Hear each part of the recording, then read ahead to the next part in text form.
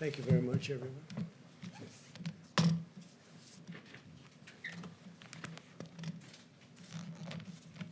So a lot of work has been going on with respect to the vaccines, very successful work, I might add. We have three great companies doing somewhat different variations, but they're all looking very good. From the beginning of the China virus, all nations have understood that our top priority must be to develop a vaccine as quickly as possible to end the pandemic and get life back to normal. The successful vaccine will not only save millions of lives, it will put an end to the restrictions and some of the things that go on and have to go on in the meantime. Today, I want to discuss the historic progress we're making to deliver a safe and effective vaccine in record time. And there's never been anything like this ever in our history. There's never been in history, period, world history.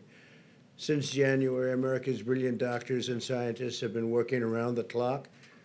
These are the best medical minds in the world by far, and the vaccines are going through the gold standard of clinical trials and very heavy emphasis placed on safety. 3 vaccines are already in the final stage. Joe Biden's anti-vaccine theories are putting a lot of lives at risk, and they're only doing it for political reasons. It's very foolish. It's part of their war to try and discredit the vaccine now that they know that we essentially have it. We'll be announcing it fairly soon. As part of Operation Warp Speed, my administration's manufacturing all of the most promising vaccines in advance, and actually it'll be fairly long in advance. As soon as a vaccine is approved, the administration will deliver it to the American people immediately. Distribution will begin within 24 hours after notice, and the general, I think those are the words specifically you wanted us to use. Yes, Mr. President. Within 24 hours, you're all set to go, and massive amounts will be delivered through our great military, and the general is one of our best, and he is ready to go. We'll have manufactured at least 100 million vaccine doses before the end of the year, and likely much more than that. Hundreds of millions of doses will be available every month, and we expect to have enough vaccines for every American by April. And again, I'll say that even at that later stage, the delivery will go as fast as it comes. They can deliver. They're very good. Best, I think, probably the best in the world. The estimates I'm providing today are based on the manufacturing that's in process, and that's in process immediately right now. We've already exceeded our ambitious goals under the Defense Production Act contracts that we've secured. We may even get far above these numbers. The numbers that I'm telling you today, I think we'll exceed them very, very substantially. And I think that also includes distribution. I think distribution will go even quicker than most people think. I'm relying on our military. Everything I've done with our military has worked out very well. In a short time, we'll have a safe and effective vaccine, and we'll defeat the virus. Interestingly, as I was saying, that go very well, just like what we did with our military with respect to ISIS went very well, long ahead of schedule. They have been incredible in working with me. Let's go to Puerto Rico, because Puerto Rico's been hit very, very hard by a lot of different storms, and they're great people. It's a great place. I know it well. Great place. Today, my administration's making the largest emergency relief award in history to rebuild Puerto Rico's electrical grid and educational system. We're awarding $13 billion to permanently repair and replace thousands of miles of transmission and distribution lines that should have been done many years ago. This was beyond even the storms. This was just age and a lot of the salt. The salt from that ocean is a killer for electrical stations and power generation systems. But on top of the salt, you had these massive storms or hurricanes come in, and Maria in particular was a disaster. But for many years, they've been trying to get this done, and they have had the political willpower in Washington to get it done, so we're going to get it done for them. We're also going to be bringing back very, very major amounts of medical work. You know, we used to have pharmaceutical manufacturing at levels that few places had, and a lot of it's left Puerto Rico, and we're going to bring that back, especially now since our emphasis is going to be making our product. So we're going to bring pharmaceutical manufacturing back to Puerto Rico. A lot of it left over the years, over a long period of time. It's been leaving and going to China and other places. So we're bringing all of that back. This was done in previous administrations. I'd like to just point out, we've done more for Puerto Rico than anybody, and this is just an example of it, but we've done more for Puerto Rico by far than anybody. We'll also be launching a major effort to repair and renovate the schools across the island. Following Hurricane Maria, my administration immediately deployed the full power of the federal government to bring the electric grid back online so they could at least temporarily, and it certainly wasn't a permanent fix. It was ripped to shreds, but a lot of that was ripped to shreds long before even the storm came in. For many, many years, they've been trying to do it. But we wanted to restore water supplies, and we did make emergency repairs to critical infrastructure, which we took care of, and save countless lives, which we did. FEMA's response in Puerto Rico included the longest sustained air mission supplying food and water in American history. We supplied it for long after the hurricane was gone, the largest disaster commodity distribution mission in U.S. history, and the largest sea bridge operation in federal disaster aid U.S. history. My administration's also pre-positioned vast quantities of relief supplies for the future disasters. But unfortunately, Puerto Rico's in the way of a lot of different storms, a lot of hurricanes, and the island is now stocked with nearly 8 times as much drinking water and 13 times as much food as it had before I took office, so they're ready to go if something should happen. They got brushed by a storm recently, but they're in a good position. So we're going to bring back medical distribution and manufacturing to Puerto Rico, and at a level far greater than it was before. And it's been emptied out. It's been largely left the island for many years. One point it was the talk of the world, and now it's the talk of the world in a different way. We're bringing it back, so we're going to be bringing it back from various other parts of the world. It's going to Puerto Rico, and I think that's going to be very exciting for the people. And we're undertaking the largest federal investment in Puerto Rico's history. So you have a lot of, I have a lot of friends in Puerto Rico, and I've told them about it, asked them about it. Conceptually, what do you think? And they're very excited. I just want to say, by contrast, Biden's devastated the island of Puerto Rico. Joe Biden, what he's done to Puerto Rico, meaning the past administration, is devastating.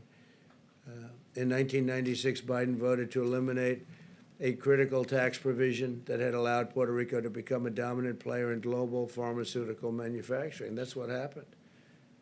When Biden voted to repeal this provision, the pharmaceutical industry was ripped out of Puerto Rico. All incentive to stay there was taken away, and all of the jobs went to China and other places, but mostly to China. That's what happened. This was done with a vote of Biden. This was even before the Obama administration. This was early on, but so sad that was done. And then Obama came in, and it got worse. So for the people of Puerto Rico, they were a disaster for you. And I have to say, in a very nice way, a very respectful way, I'm the best thing that ever happened to Puerto Rico. Nobody even close. But as a result, the island's economy, under the previously mentioned names, it just absolutely cratered. Biden's vote also left the United States at the mercy of foreign suppliers for essential medicines, putting our national security and our health at risk. We had a tremendous industry potentially going to Puerto Rico, and they just absolutely cut it short with bad votes and took all the incentive away, and it went to other places, faraway lands. So they really, in a sense, were voting to destroy Puerto Rico, and we're bringing Puerto Rico back and we'll have it done fairly quickly.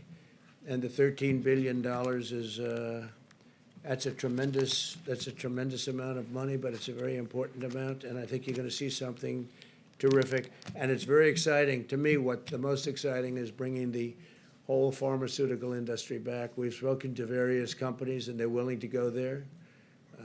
They want to have a little bit of help, but they're willing to go to Puerto Rico. And Puerto Rico is going to be very exciting what's going to happen. They were on the verge of doing it, and they took away all the incentives. I don't know how that was allowed to happen, but they allowed it to happen. That was very, very bad for Puerto Rico and the people of Puerto Rico. That was done by Democrats, and a Republican is bringing it back. So with that, we can take a few questions, and we are, again, very advanced on the vaccine. We think that sometime in the very near future we'll have it. We're, I would say, I think I can say years ahead of schedule what it would be if it were an administration other than this one. It would have been, you would have been years before you ever had anything approved by the FDA. John, please. Mr. President, this huge aid package to Puerto Rico, why not a year ago? Why not 2 years ago? Why not 3 years ago? Why 46 days to the election? Because what we're doing is we've been working on it for a long time to get it passed. Very tough to get things past Democrats where they don't want to see this happen. And they probably certainly didn't want to see it happen at this point. But it's a big package. It's a great package. And I think the most exciting part of the package isn't necessarily the billions of dollars. It's going to be what we do with the pharmaceutical industry. We're going to get them back into Puerto Rico. They liked being there, but they changed the tax situation. They ripped it out. So they really ripped apart the island. And we're going to bring it back, John. It may be simply coincidental, but it does coincide with the big push for Puerto Rican voters that the Biden-Harris campaign. Yeah, I think that that's, well, they can't do anything. Look, the Biden-Harris campaign, what they did, they hurt, I've gone through it, and whether it was President Obama or Vice President Biden, they were a disaster for Puerto Rico, a disaster. And what we're doing and what we've done, but what we're doing is something that will be fantastic for many years in the future.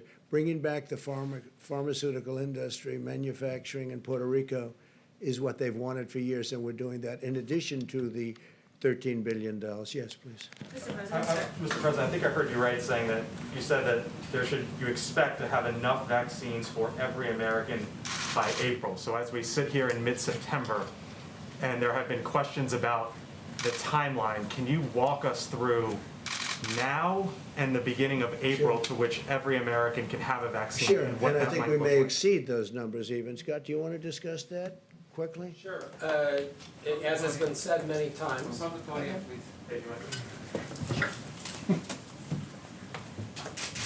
Okay. We have all the people that are involved in the actual vaccine distribution here, but we were just going through this. As of the end of the year, we will have over 100 million doses manufactured. The people who are in the prioritized list of including high risk, including first responders, will have the ability to take the vaccine. No one's being mandated to be vaccinated at the latest in January. And as we said yesterday, or I think yesterday, there will be hundreds of millions of doses delivered for people to take it during the first quarter. And so that by April, every single American who wants to be vaccinated will have the ability to be vaccinated. It's not a forced vaccination, of course. Dr. Fauci said today, basically echoed Dr. Redfield's comments that Q2, Q3, some point the summer of next year, the entire country potentially, or at least as many Americans that need to be vaccinated, will be vaccinated. Is that the timeline? We think we will. Next summer? Yeah, that's on the outer edge. We think we can beat that number very substantially. And on TikTok, sir, if you don't mind, the Commerce Department essentially gave you a runway today to strike a deal after the election. Do you expect a TikTok deal before the election or after the election? I think it could go quickly. We have great companies talking to us about it. You know about Oracle. You know Microsoft has been involved, and let's see whether or not they're continuing to be involved. Walmart is truly a great company. They're very much involved. They want to do something.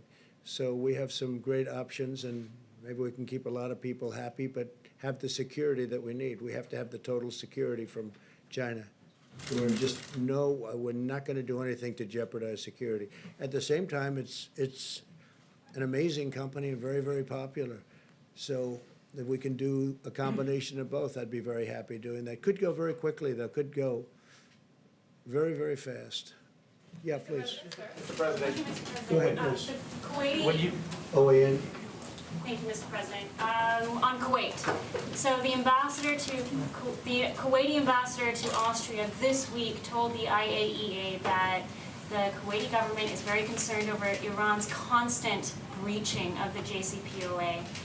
In your discussions with the Kuwaitis today, have you discussed where they stand this week as we go into the UN, as the United States tries to extend sanctions on Iran? Well, they just left my office, as you know, the Oval Office, and we had a very good meeting with the Emir, and I think we understand each other very well. They're very excited about a lot of things that are happening in the Middle East. They are so excited that we signed the first two countries, and I think they'll end up fairly quickly being a part of it. I would say 7 or 8 countries that want to be a part of it without even working very easily, very quickly. Nobody thought this would happen, and not only is it happening, it's happening rather easily. We discussed that very briefly, because that's an easy one. Believe it or not, that whole thing is now a beautiful puzzle that's coming together very nicely. But we are talking to them and others about various aspects of the Middle East. The Middle East is straightening out with all that's happening. You know, we've brought a lot of our troops back. A lot of them are coming back in the very near future. We're out of Syria, other than we kept the oil. I kept the oil. And we have troops guarding the oil. Other than that, we're out of Syria. We took them off the border between Syria and Turkey. We had a lot of troops on the border. Ultimately, we got it down to 50, and I thought they were in great danger when you have 2 armies sitting there looking to fight, and you have 50 people in the middle. I don't care who you are, even if you're the U.S., those 50 people are in great danger. We took them out. But we had a lot of troops on the border, and we took them out. I said, look, they've been fighting on their border for 200 years, and a lot longer than that under different names, and they can continue to do that. That's not for us. We're guarding our own borders. We're doing very well on our southern border, as an example. So we're out of Syria, except we kept the oil, and we'll make a determination. We'll probably be dealing with the Kurds on the oil and see what it all ends up, but we'll be out.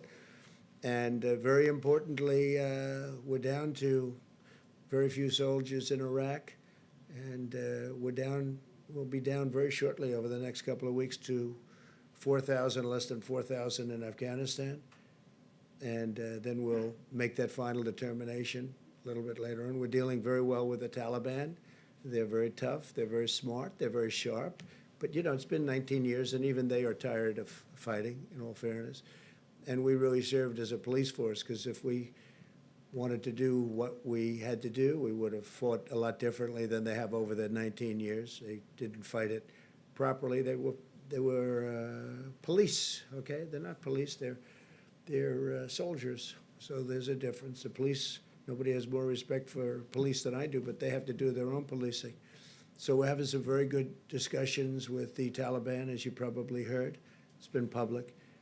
And but we'll be down to, very shortly, we'll be down to less than 4,000 soldiers.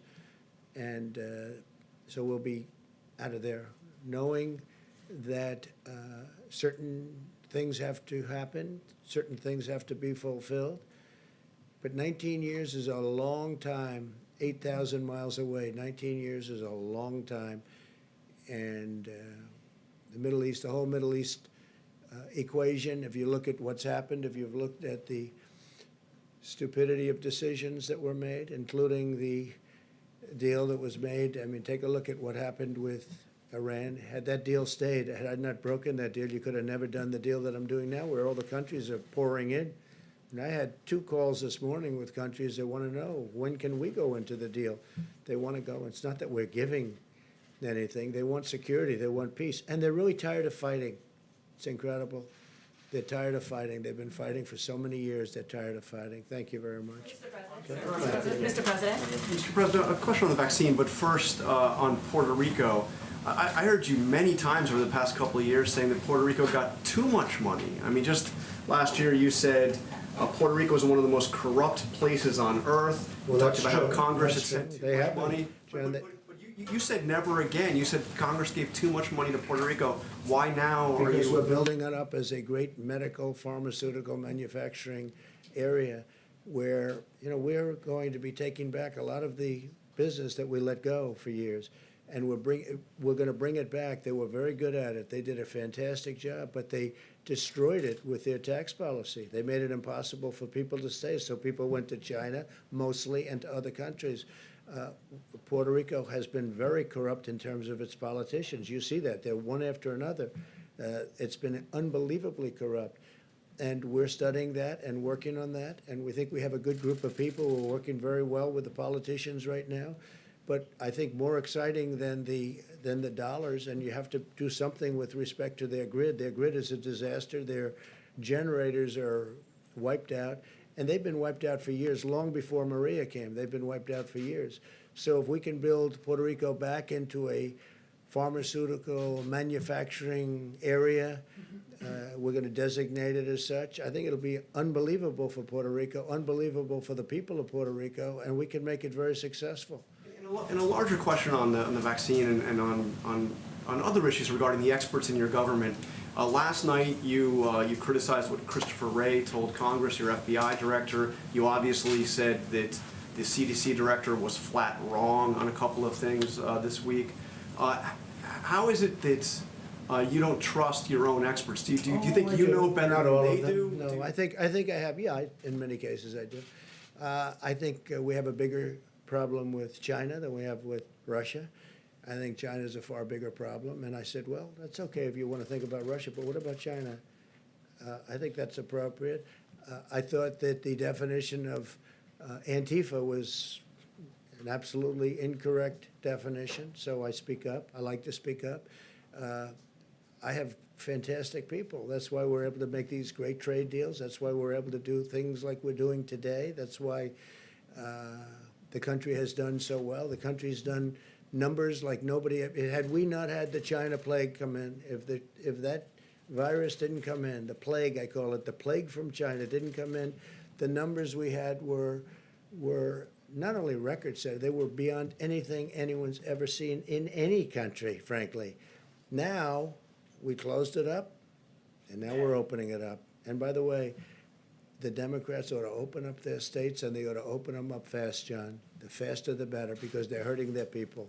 A lot of damage done with these extended shutdowns. But we saved millions of lives by doing it the way we did it. And now we're opening it up, and you see the kind of numbers, the manufacturing numbers, see the retail numbers, you look at the employment numbers. They're setting records. It's an incredible thing that's happening. Had the plague not come in, we would have been right now at a level that nobody's ever seen before. Nobody's ever seen. But even before, it was at the highest stock market, best unemployment numbers and employment numbers. We're up to 160 million people, just short of 160 million people employed. We were never close to a number like that. And now we're doing it again. And next year, we will have a great economic year, I think one of our best. Yeah. What about what Ray said about white supremacists? Did you? The Postal Service had planned on sending 650 million face masks to Americans back in April. That never happened. Why not? And was it because I you don't were... know. I don't run it, to be honest. That's run, as you know, that's run by a commission, and they run it. I think, frankly, if they would raise the price of packaging, you'd end up making a lot of money or breaking even or doing something. The post office has been a mess for many, many generations, but for certainly decades, and it loses a lot of money. It's always lost a lot of money. And one of the reasons it loses a lot of money now is that it's delivering all these packages, and every time they deliver a package, they lose $3 a package or whatever the number may be. So I would suggest that they raise the price of packages, and you might get something where it loses very little or maybe broke even or maybe even made some money. Can you imagine a thing like that? And whether it's Amazon or any of the other internet delivery services, if you did that, you'd have a whole different post office. So hopefully they'll be doing that. In the meantime, I know so many people in the postal system, and I've known them over the years. They're incredible people, and they're very secure. They're going to be very secure. You know, the problem they have with the ballots, not the post office, the problem they have with the ballots is the people sending the ballots and the people counting the ballots. And who are they sending them to? Where are they being sent? Are they being sent to the wrong areas? Are they not being sent at all? There'll be tremendous corruption if they don't do something about it. Now, one big hope is that we're in front of numerous federal judges in Nevada. We're in front in Pennsylvania, as you know. We're in front in Michigan. We have numerous court cases out there that are very well advanced, and you'll start seeing decisions, just like we won the case on opening up Pennsylvania. That was a great decision by a judge that came down 2 days ago, and that was a very important decision. So, but we have a lot of very important decisions coming down on this, on the scam of unsolicited ballots, where they're sending out tens of millions of ballots to everybody, people that didn't expect them. People are getting inundated with ballots. They'll be showered with ballots. Everybody in this room knows it's a scam. Okay? Everybody in this room, even John. Don't say it, John, because What's a it's a scam. Sending ballots at a level, Scam? they are never going to be able to count them. Let me ask you. Your officials vote by mail, sir? People in the White House vote by mail. Are they part of the scam? That's different. That's called solicited. When you solicit, when you go out, it's called absentee or solicit. When you go out and you request a ballot, you want to say, I want to vote because I can't be in Florida or I can't be someplace. You request. So you're sending something in. It's handled professionally. They send it back. It's a whole thing. That's much different than unsolicited. When you get millions of ballots, I heard numbers like 80 million ballots. Now, just this week, they had another one of the disasters that took place, an election. But look at what happened in New Jersey, and they had another one in New Jersey, very, very bad, different than Patterson. Look at what happened in New York with your Congressman, Murphy, Maloney, Carolyn Maloney. Look at that. I mean, look at that race. Carolyn Maloney had a race. It was a disaster. Ballots are missing. Ballots are fraud. These are small races. Look at what happened in Virginia. Look at what happened at various other parts of the country, even over the last short period of time. And these aren't 80 million or 50 million or 20 million votes. These are small elections. These are congressional elections where, in theory, it's easy. So what's going to happen on November 3rd when somebody's leading and they said, well, we haven't counted the ballots. We have millions of ballots to count. It's a disaster. Everyone knows it. Everyone knows it's a disaster. And I don't expect people here to say, although some people will. Some people would say it. Everyone knows. You don't even have to know politics to know. And this has nothing to do with post office, by the way. Where are these ballots going? Who's sending them? Who's signing them? You have in Nevada, you have a governor that signed something where he doesn't even want verification of the signature. So what does that mean? So he doesn't even want verification of the signature. So I think it's going to be a terrible time for this country, and we're counting on federal judges to do a great constitutional job when they're right now analyzing it. Many federal judges, like I think 5 or 6, but many federal judges, I can tell you in Pennsylvania, big, in Nevada, very big. I believe it's in front of a judge in Michigan. We have a lot of judges have not yet ruled on this, but if it's ruled in a different manner, or it's ruled where these millions and millions of unsolicited people that aren't even asking, there's such a difference. You write in, you ask, they send it to you, you sign it, you send it back, that's perfect. That's absentee. There's nothing like going to the voter booth, by the way, nothing, where they check you as you go in. There's nothing like that. But that's absentee, that's okay. But the scam of sending millions and millions of ballots, and you know who knows this better than I do? The Democrats. They know it's going to be a mess. They know they're going to be millions of missing ballots or tremendous numbers of missing ballots. You could be talking about large percentages of these ballots are going to be missing. There's going to be fraud. It's a disaster. And it'll be a lot easier for me not to bring it up, but everybody knows I'm right. And you don't have to know a lot about elections. You don't have to know a lot about politics. This is going to be the scam of all time. And hopefully the federal judges, all respected, all highly respected, hopefully they'll be able to see this clearly and stop it. Okay, thank you very much, everybody. So I want to congratulate Puerto Rico, and I think you're going to have a great period of time. I think you're going to see a rebuilding of Puerto Rico. Thank you very much. Thank you. Is it still a scam if you win, sir? Investigation, how do you get the vaccine to marginalized communities?